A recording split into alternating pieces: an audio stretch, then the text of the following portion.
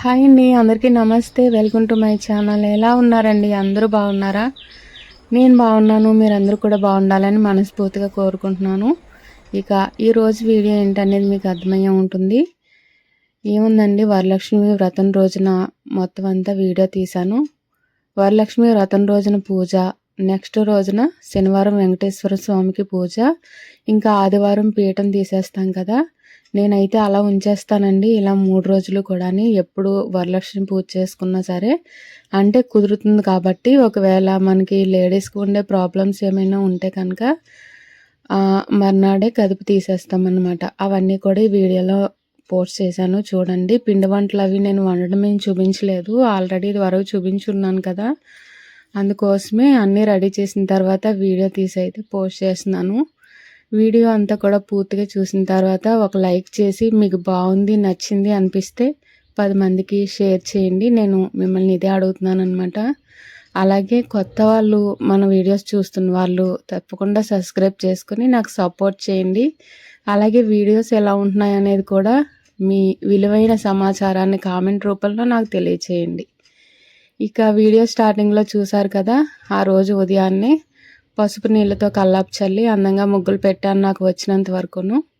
Already అప్పటికే నేను ఇంకా తెల్లవారుజామునే లేచాను కాబట్టి బయట చీకటిగా ఉంది.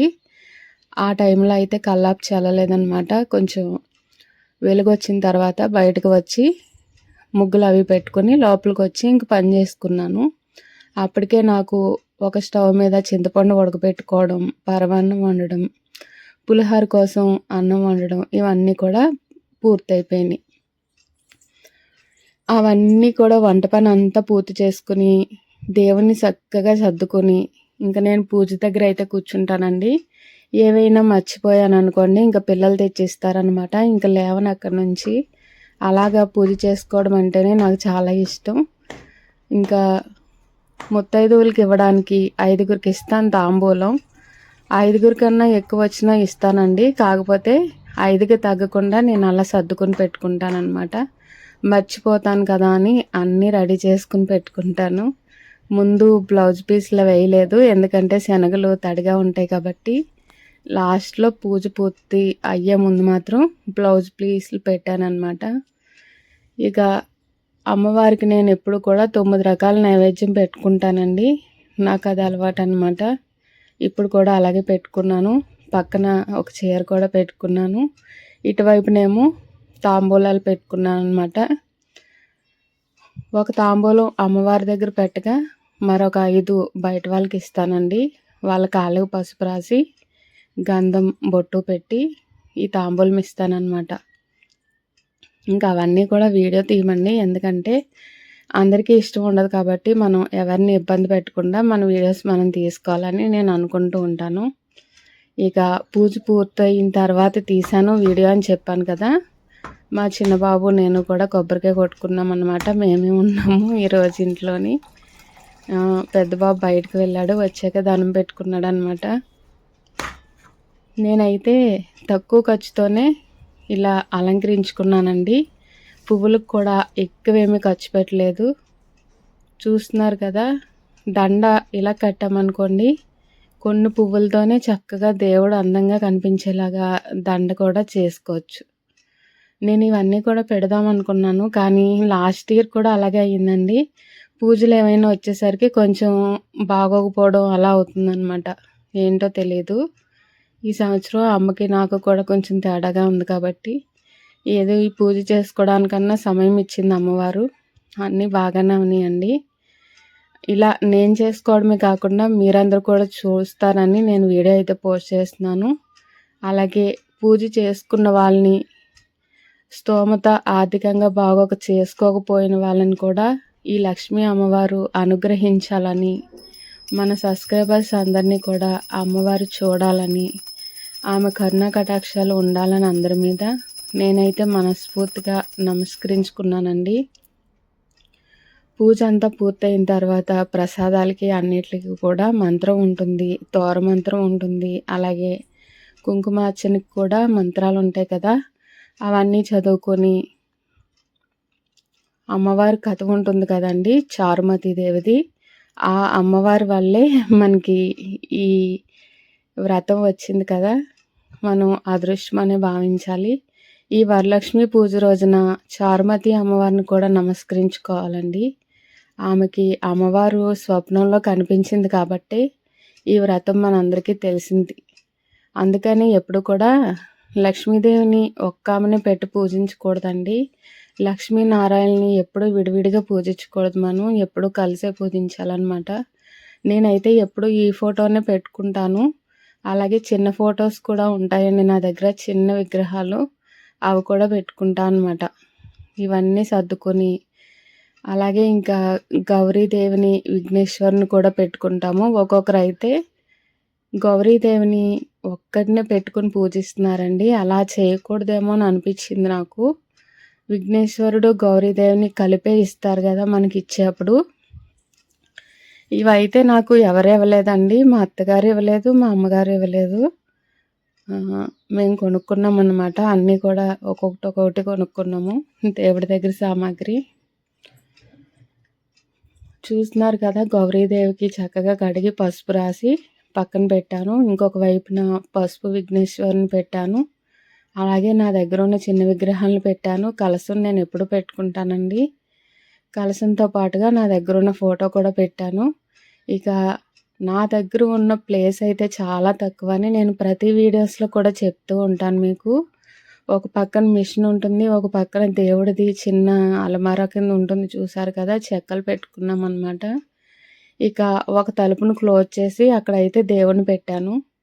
అక్కడ కూడా కింద చీపురి అవి తగులుతాయి, మన కాళ్ళు అవి తగులుతాయని కొంచెం ఎత్తులోని స్టూల్స్ అవి వేసి చాలా కష్టపడి ఇలా పెట్టాను అనమాట.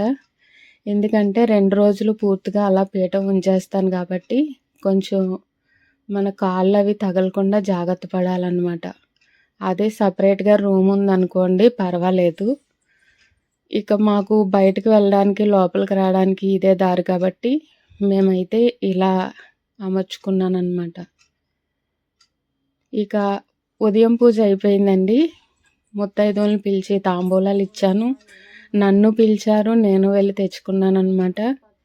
తర్వాత సాయంత్రం అనమాట, మళ్ళీ సాయంత్రం కుంకుమార్చన చేసుకుంటాం కదా, లక్ష్మీ అష్టోత్తరం చదువుకుంటూ.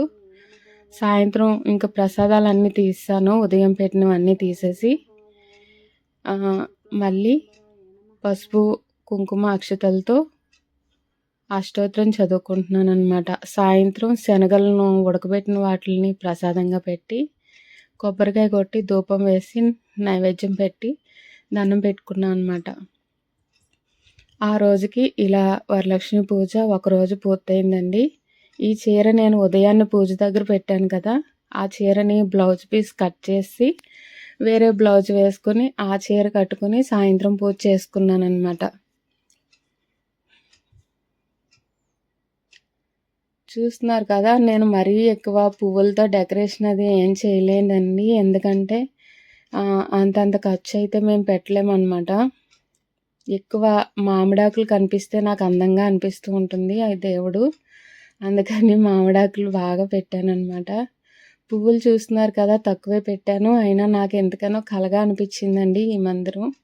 మీకు ఎలా అనిపించింది అనేది నాకు కామెంట్లో తప్పకుండా తెలియచేయండి. తర్వాత సాయంత్రం కూడా ఇలా ధూపం అంటే ఇష్టం కదా, ధూపం కూడా వేశానండి లక్ష్మీ అమ్మవారికి. లక్ష్మీనారాయణులు అన్నమాట. అలా వేసిన తర్వాత ఇల్లంతా కూడా చూపించి తులసి కోట దగ్గర కూడా మనం దండం పెట్టుకుంటాం, అవన్నీ చూపించాను అనమాట. ఈ రోజుకి శ్రావణ మాసంలో 2వ శుక్రవారం పూర్తయిందనమాట. శ్రావణ మాసం వ్రతం అనమాట. తర్వాత ఇక శనివారం రోజు ఉదయాన్నే మామూలుగా 2 పువ్వులు పెట్టి కొద్దిగా ప్రసాదం పెట్టి దండం పెట్టుకుంటానండి. ఇంకా సాయంత్రం మాత్రం పిండి దీపం వెలిగించాను అనమాట. వెంకటేశ్వర స్వామికి చాలా ఇష్టం కదా, ఇవన్నీ రెడీ చేసి ఉంచాను అనమాట, ఇంకా వెలిగించలేదు. పసుపు విఘ్నేశ్వరుడు, కలశం, ఇటువైపున గౌరీదేవి, అలాగే మధ్యన పిండి దీపం వెలిగించాను. పిండి దీపం పెద్ద సైజులో ఒకటే చేశానండి. 7 పెట్టాలి కానీ 7 పెట్టలేదన్నమాట, ఒక్కటే పెద్దది పెట్టాను. దాని నిండుగా కూడా నెయ్యి వేశాను. 5 దీపాలు అయితే వెలిగించానండి. వెలిగించాక కూడా మీకు చూపిస్తున్నాను. ఇంకా వెంకటేశ్వర గోవిందనామాలు మారేడు దళాలతో, తులసి దళాలతో చదివాననమాట. తర్వాత కొద్దిగా పసుపు, కుంకుమ, అక్షతలు కూడా వేసుకోవాలి కాబట్టి పైన వేశాను. దేవుడికి నిన్న వేసిన దండ తీసేసి ఈరోజు తులసి దళాలు అలాగే మందార పువ్వులతో దండ రెడీ చేసి వేశానన్నమాట. అది నేనే అల్లానండి దండ, నాకు వచ్చనమాట. పువ్వులు ఉండాలే కానీ ఎన్ని రకాలుగా అయినా చేస్తాను. కానీ వాటి ఖరీదు చూస్తే బయట అంతంత పెట్టి కొనలేమని అనిపిస్తూ ఉంటుంది. ఎక్కువ శాతం నా దగ్గర ఉన్న మందార పూలతోనే చేస్తూ ఉంటాను. ఇలాంటి పూజలప్పుడు మాత్రం ఇవి చామంతి పూలు బయట తెచ్చుకుంటామన్నమాట. నేను పూజ 2 రోజులు ఉందనగా అమ్మని దేబెట్టడానికి వెళ్ళానన్నమాట. వాళ్ళ ఇంటి దగ్గర ఇక్కడే ఉందని చెప్పాను కదా! వచ్చే అప్పుడు ఒక పావు కిలో చామంతులు తెచ్చామన్నమాట. అంటే పావు కిలో ₹100 తీసుకున్నారు.